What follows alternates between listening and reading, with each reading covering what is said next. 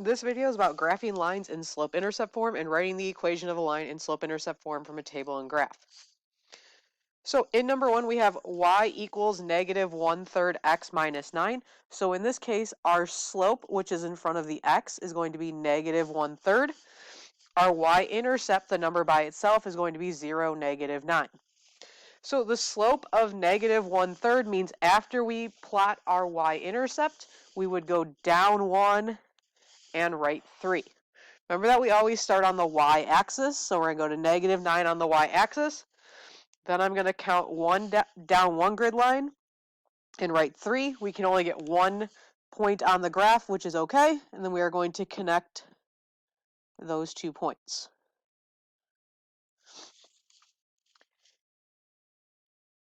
In number 2, we have y equals 10x, so we don't have the y by itself.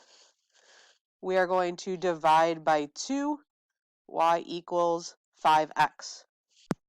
So we have the equation y equals 5x, so our slope is 5, which we can rewrite as 5 over 1. Because there is no number by itself, that means the y-intercept is 0, 0. So we're going to start at the origin. With a slope of 5 over 1, that means we go up 5 and right 1. So I'm going to do that once, twice, and then I can connect those points in our line.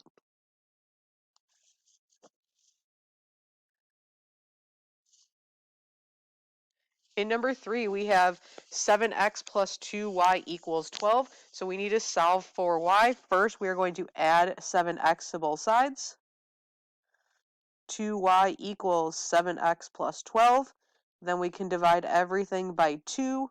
Y equals 7 over 2x plus 6. So in this case, our slope is 7 over 2, and our y-intercept is 0, 6. So we are going to start at 6 on the y-axis. Now, if I go up 7 and right 2, I end up off the graph. So I'm actually going to do the complete opposite. I'm going to go down 7 and left 2 to get my line. So if you ever run out of room, you can always go backwards in order to get points to plot your line.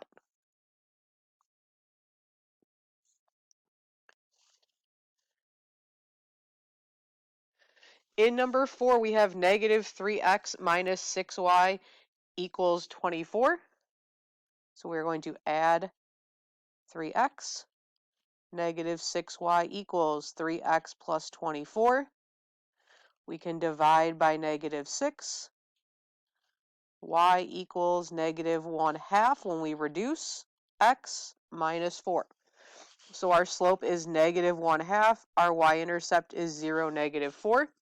So we are going to start the graph at 0, negative 4 on the y-axis. Our slope means that we go down 1 and right 2. So I can do that for 2 points and connect our line. In number 5, we want to write the equation of the line. So if we look at our line here, we need to identify the slope and the y-intercept first. So this is going to have a positive slope. So when I look at this, I went up 2 over 5. So my slope is 2/5. The y-intercept is where it crosses the y-axis. So we have 0, 4. When we rewrite this equation, y equals 2/5 x plus 4.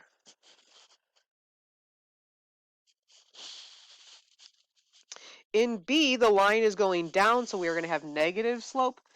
So when we look at this, we went down 1 over 3, so our slope is negative 1/3.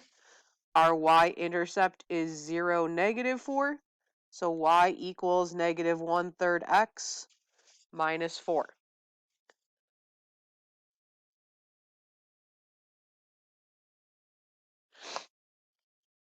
Next, we're going to practice with our slopes. So remember that parallel lines have the same slope and perpendicular lines have opposite reciprocal. So if I look at the first equation, y equals 2/3 x minus 5, our given slope is 2/3. Parallel slope is the same, so it's also 2/3. Perpendicular is the opposite reciprocal. So because it was positive, it's now negative. For the reciprocal, that means we flip our fraction, so we have 3 over 2. In number 4, we have 4x plus y equals 10. We need to get the y by itself. So we're going to subtract 4x from both sides. Y equals negative 4x plus 10. So our given slope is negative 4. That's also our parallel slope. Now remember, negative 4 we can write as negative 4 over 1. So when we go to do the reciprocal, because it was negative, it's now positive. When we flip the fraction, we get 1/4. In number 7, when we look at the equation, y equals 2/3 x minus 7, our slope is 2/3. In the second equation, it's not y equals, so we're going to divide everything by 3. Y equals 2/3 x plus 4. Our slope again is 2/3. Because the slopes are the same, these lines would be parallel. In B, we have y equals negative 3x plus 5, so our slope is negative 3. In the second equation, we're going to add 6x to both sides. 18y equals 6x plus 54. We can divide by 18. Y equals 1/3 x plus 3, so our slope is 1/3. This time they are not parallel because they're not the same, but they are opposite reciprocals, so these lines would be perpendicular. Next, we want to find the slopes from the table and then decide if they are parallel, perpendicular, or neither. So in the first table, our y's are changing by -9. Our x's are changing by +6. So our slope is negative 9 over 6, which reduces to 3 over 2. In our second table, the y's are changing by +4, and the x's are changing by +6. So when we write our slope, we have 4 over 6, which reduces to 2/3. So when we look at our slopes, negative 3 over 2 and 2/3, these are opposite reciprocals, so these would be perpendicular. In the last problem, when we look at our slopes, the y's are changing by +5. The x's are changing by +1. So our slope is 5 over 1, which is 5. In our second table, the y's are changing by +10. And the x's are changing by +2. So we have 10 over 2, which divides to 5.